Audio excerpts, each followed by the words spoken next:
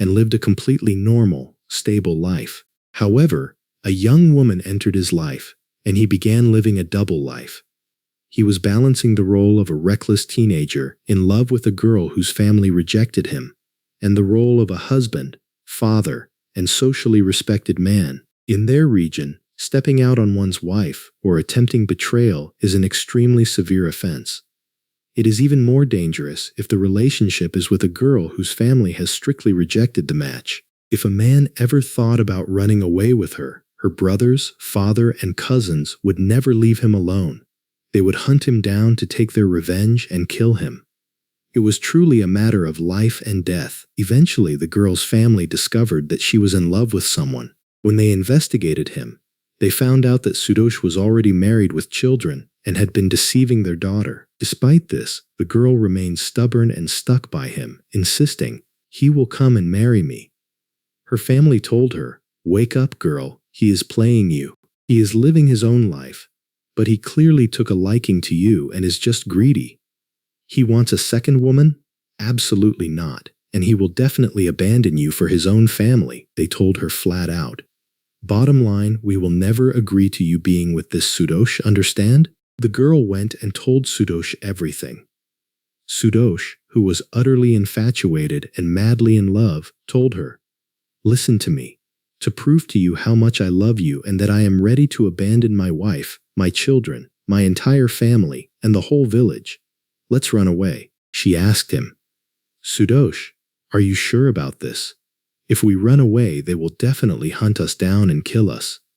He replied, "I am ready to endure anything in this world for you." She agreed. Overnight, the girl ran away with Sudesh. The news broke, and her family realized she had fled with the man she loved. They started searching for them everywhere. They didn't leave a single district or state unchecked, plastering their photos across every corner, offering a reward for any information. The matter escalated significantly. Soon, Sudesh began to feel that the girl's family was closing in on them. Every time they moved to a new state, he would see their photos pasted on shop windows, restaurants, and lampposts. He realized, "These people will never stop until they catch me." At that moment, a diabolical idea popped into Sudesh's head. Look at the pure malice of his plan. He thought to himself, "I will never be free from this girl's family. They will hunt me for the rest of my life. Even if her brothers die, their sons and cousins will take over. I will never escape, and I want to live a normal life without constantly feeling fear and being hunted. Therefore, the identity of Sudesh Kumar must die and cease to exist in their eyes. They won't seek revenge from a dead man." He decided to fake his own death. He started wandering the streets, looking for anyone who shared his physical build, his height, skin tone, hair, and frame. After a few days, he came across a group of road construction laborers. Among them, he spotted a young man who looked remarkably like him in height and body shape. Their facial features differed slightly, but that was an easy fix, and he was fully prepared for it. Sudesh approached the workers and began offering them food and water under the guise of charity. After monitoring them for several days, he singled out the look-alike. He told him, "I don't have food to give, but I have some items to donate that can suffice all of you. Honestly, I took a liking to you specifically. Tell you what, every day I will take you to my house, feed you lunch, let you bathe, and give you clean clothes." The poor worker, thrilled by the offer, said, "Oh, I would love that." Sudesh told him, "Tomorrow, lunch is at my place. Where should I meet you?" The worker replied, "I'll be waiting for you right here at the site." The next day, the worker was waiting, starving, when Sudesh signaled to him from afar. The worker ran over, and Sudesh took him home. He served him a heavy lunch, and once the worker was full, Sudesh brought out bottles of alcohol. Coming from poverty, the worker rarely saw alcohol, and certainly couldn't afford it, so he started drinking heavily. Sudesh kept pouring and urging him, "Drink, drink, make yourself comfortable and relax." The worker said, "I might get too dizzy to go back to work." Sudesh replied, "Don't go back today.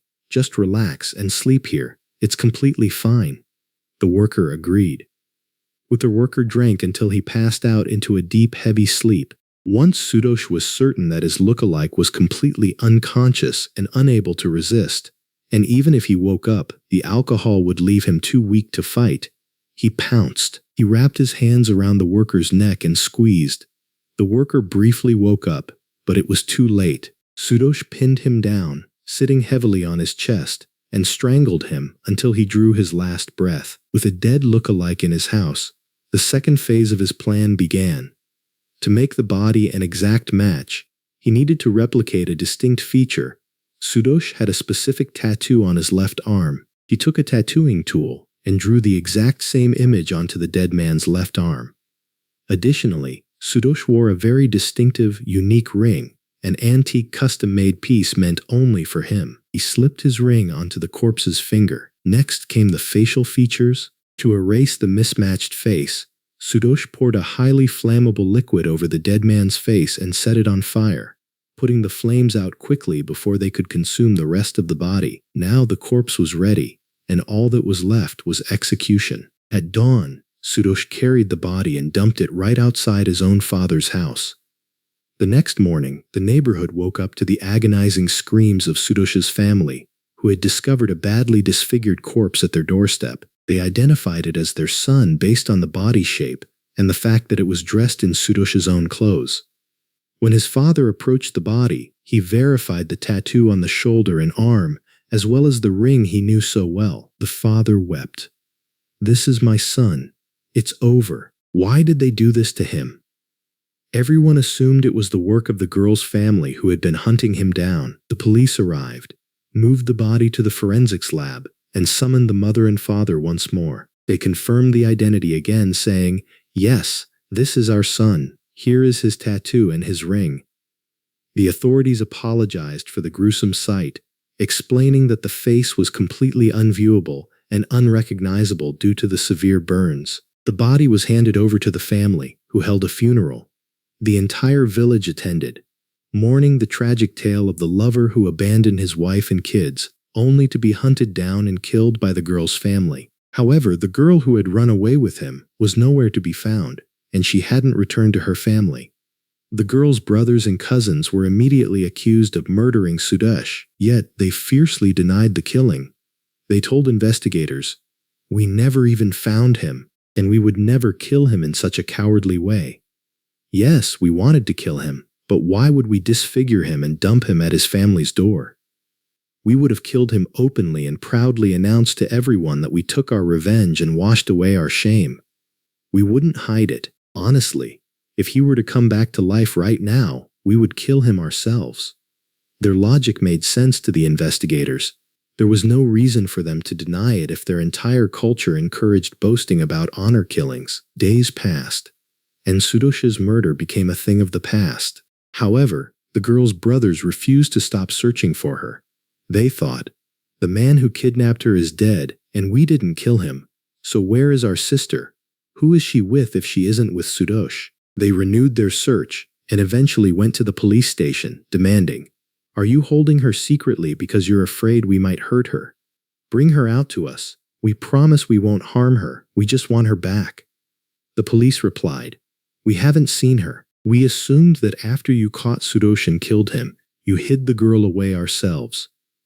The police were accusing the family, and the family was accusing the police. In reality, neither side knew a thing. Once the police verified that the girl's family hadn't kidnapped or killed her, they launched a serious investigation into her whereabouts, suspecting she might actually be the mastermind behind Sudesh's murder. Though the brothers had been arrested, they were released since they all had rock-solid alibis for the night of the crime, and the messy method of murder didn't match their style. The search for the girl intensified across all Indian states. To ease the immense pressure being put on high-ranking police officials by the girl's family through politicians and newspapers, the investigators decided to wiretap the phones of everyone related to both families. They concluded that someone was bound to slip up during a phone call, revealing whether the girl was being hidden or if there was a cover-up. As they monitored the calls day in and day out, a call finally came through to one of Sudesh's relatives in the village. The caller was a young man. The investigators listened closely as the voice on the line said, "I need you to keep a massive secret. The relative asked, "Who is this?" The caller replied, "It's your cousin, Sudesh." The relative gasped, "Sudesh who?" He replied, "Sudesh Kumar." The relative said, "Are you mocking me? My cousin is dead and buried. We laid him to rest." The caller urged, "I am Sudesh. Listen to me carefully and ensure no one is around to hear you. I faked the whole thing with that corpse. The body you found wasn't mine. I am alive. I dumped it at my family's house so the girl's family would believe I'm dead and stop hunting me." The relative was stunned, while the listening police officers couldn't believe their ears. The relative asked, "What do you want me to do now?" Sudesh replied, "I'm in deep trouble. My financial situation is terrible, and I need you to send me some money." They arranged a specific location for the drop. When the relative went to meet the real, living Sudesh, the police were already lying in wait. They pounced and arrested them both. Initially, the officers were in disbelief that a man could meticulously fake a corpse to the point where his own parents completely fell for it. They thought there might be a trick, but when they interrogated him, he confessed to everything. They asked him, "Who are you?" He confessed, "I am Sudesh." When pressed about the corpse, he cracked and revealed the horrific crime he had committed against the innocent look-alike worker. How he tattooed his shoulder, placed his ring on his finger, burned his face, and left him at his father's house to escape death at the hands of the girl's family. He had successfully escaped the family, only to walk straight into a capital murder charge by the police. Following his confession, the police summoned Sudesh's father to the station. They told him, "We need you to identify someone." When the elderly father walked into the room and saw his son Sudesh sitting there alive, the shock was so overwhelming that he collapsed on the spot. He was rushed to the intensive care unit and fell into a coma that lasted over 3 weeks, nearly dying from the shock. He kept repeating when he woke up, "Impossible. Who is that? I buried my son with my own hands. I saw the tattoo, I saw the ring." They explained to him, "My good man, your son carefully selected a victim who looked like him, disfigured his face, tattooed him, and put his ring on him, just so you and everyone else would believe he was dead." Ultimately, Sudesh confessed to the location of the girl he had fled with. The police retrieved her and handed her back to her family, while Sudesh was sentenced to death by hanging. Even when the execution was carried out, the authorities took his body and buried it under a completely different, false name. They did this because the girl's family was still furious, openly threatening, "Let us kill him ourselves, don't execute him." The state refused, stating that the law must take its course. He was executed, which was a far better fate than falling into the hands of the vengeful relatives. However, even after his death, the police received intel that the girl's family was waiting for the burial to finish just so they could dig up his corpse and mutilate it. To prevent this, the police marked his grave with a fake name, and that was the end of Sudesh, a man who abandoned his wife, his children, his mother, and his father, chasing a girl until he completely destroyed his own life. That is the end of our story. Stay safe, and goodbye.